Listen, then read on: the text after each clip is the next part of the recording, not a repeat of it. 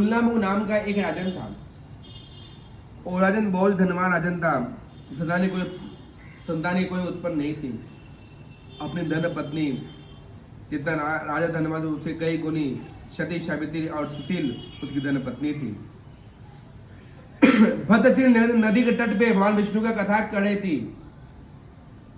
तभी वहां एक बैस बने व्यापारी वहां आता है। कहता कि हे राजन, आप ये किसकी पूजन कर रहे हैं? राजन कहते हैं, महाशक्तिशाली में विष्णु जी का मैं पुत्री प्राप्ति के लिए मैं पूजन कर रहा हूँ। बैस बने कहता कि मैं भी संतानहीन हूं, मुझे पूर्ण विश्वास है इस कथा को करने से मेरी भी संतान की उत्पन्न अवश्य ही होगी। ऐसा मन में कहकर बैस बनिया ने कथा वहां बैठे कथा सुन दी, प्रसाद ग्रहण करके वही मन में संकल्प कर दे, मैं जब मेरे पुत्री होंगे तो मैं कथा को अवश्य करूंगा।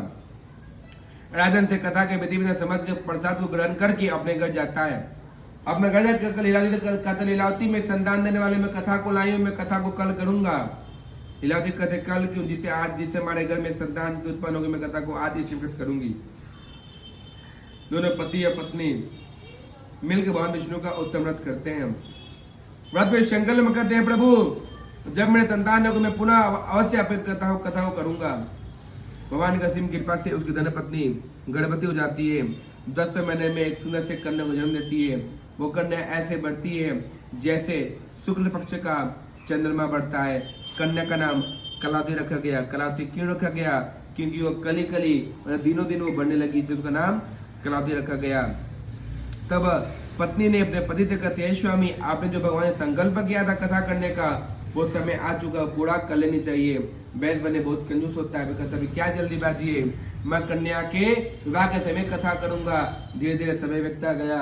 एक समय की बात है, उसकी पुत्री जब 18वीं वर्ष की होती है, नगर में सखियों के साथ खेलते हुए देखे उसके पिताजी कहते हैं, दूत को बोलते दूत हमारे पुत्री के लिए एक सुंदर वर और सुशील वर ढूंढ कर लिया। उसका जो दूत मतलब होता है मित्र जाता है कंचनपुर नगर में, एक सुंदर वर को ढूंढ कर लाता है। प्राचीन मुद्रा और सोना चांदी हीरा मोती देकर पुत्री का विवाह करता। दुल्हा भी विवाह के समय भी भगवान गर्भवत करना भूल जाता है। इसे भगवान उसको जाते कर जा मैं तुम्हें श्राप दे रहा, तुम्हें दंड दुख प्राप्त होगा। और एक समय की बात है, विवाह हो जाती है। एक समय की बात है जब जिस नगर में दोनों ससुर और दमाद व्यवसाय कर रहे थे, उस नगर के यहाँ पे राजन के यहाँ पे भगवान विष्णु जी 2 चोर बेचते कहते जा तुम धन को चोरी करो और चोरी करके धन को वहीं रख देना जहाँ दोनों ससुर बनिया